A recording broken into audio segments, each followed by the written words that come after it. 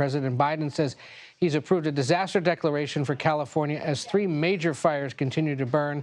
He added the federal government will do everything to assist the state as it deals with this disaster.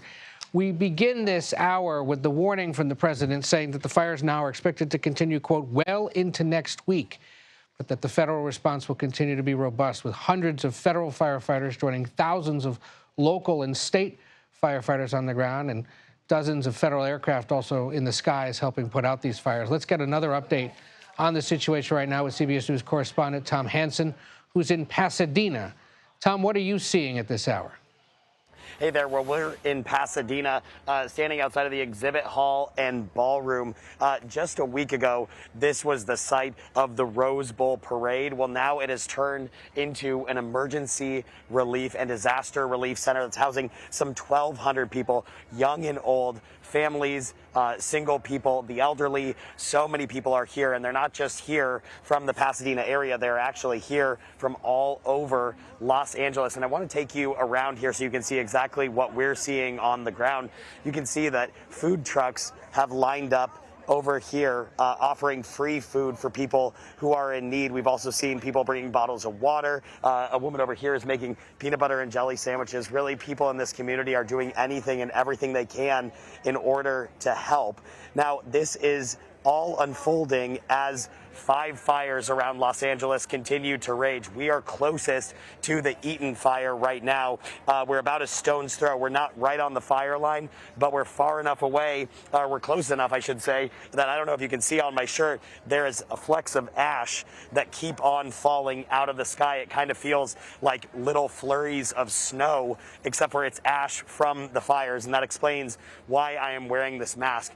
That speaks to not only the immediate danger of the flames, but also the danger that you can't see, which is the air quality in this area. You know, as you look up at the sky over here, you can see that the sun is pretty much clouded. That is a layer of smoke. That is a blanket of smoke, I should say, in this area, and that's what's affecting people. So when you're considering that a lot of the people in this area are the elderly, they are especially susceptible to issues and conditions that come with pollution and air pollution in particular. So that's front of mind of a lot of the people who are here right now. But currently, a lot of the people here are waiting to see what's left of their home. They may have been evacuated and not had a chance to visit the neighborhoods that they left behind. In the drop of a hat, time after time, the stories that we've heard are people being woken up in the middle of the night, having to leave on a moment's notice to get out of the way of the Eaton fire. Unfortunately, that fire has claimed hundreds of structures in the Altadena area, which is nearby here. So a lot of people anxiously awaiting a chance to get back to what is left of their homes. Back to you. Tom Hanson, thank you. You could see the ash. You could hear it in his voice as well. It remains a perilous situation there.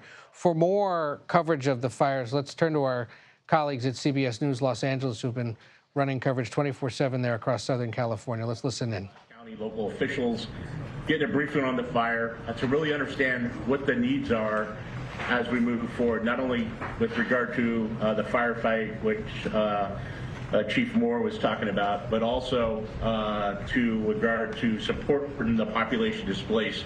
Over 360,000 under mandatory evacuations, hundreds of thousands more with warnings. And so what we're doing now is ensuring that that we're able to provide any support to provide mass care to individuals, any assistance for the sheltering, any assistance for feeding. And then through the programs that we provide through our individual assistance that you authorize through the declaration, we're able to assist individuals with funding to offset their hotel costs.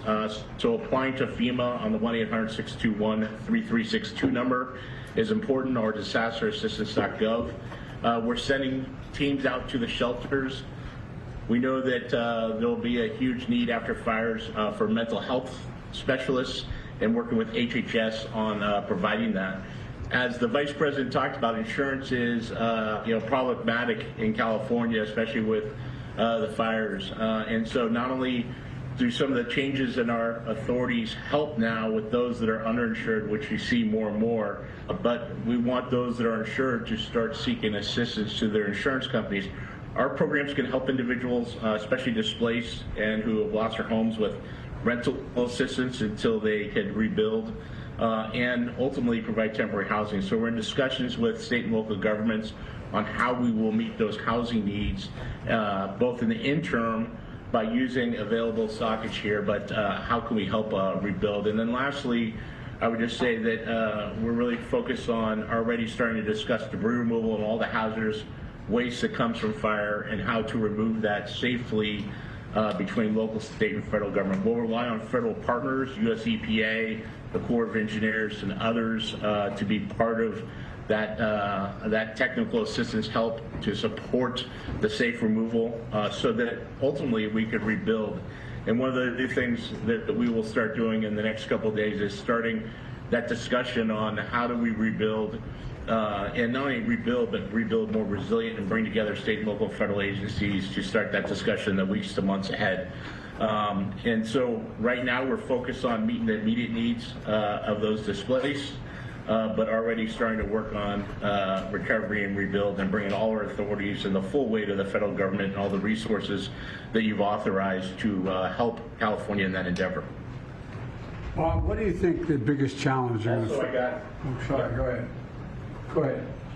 I think the biggest challenge is going to be the mental health stress that is put on individuals that have lost everything.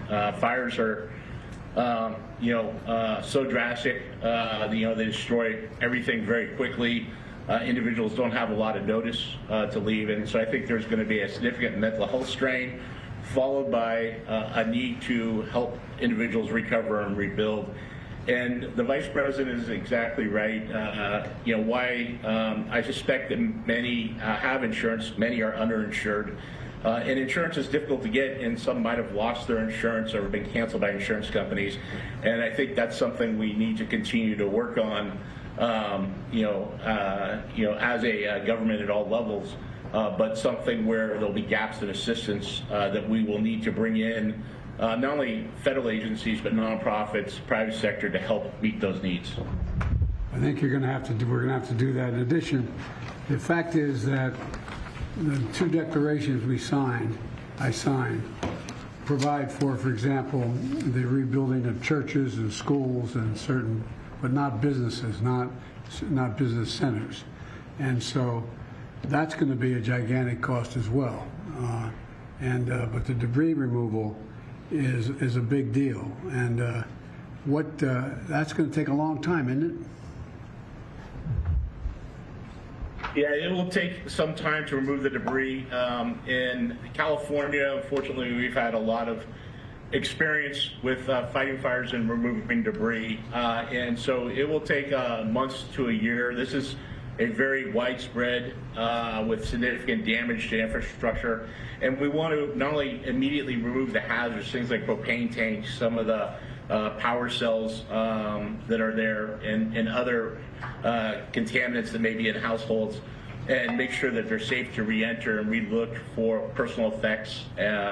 But then the second part is removing that ash, and what we've done before is help people with the removal so that we could get down on the grade and then immediately. You've been watching CBS News Los Angeles coverage of the Southern California wildfires. If you're on the CBS News app or Paramount Plus, you can toggle over and continue watching them. Or if you are more interested, go ahead and check them out on the CBS News app, cbsnews.com.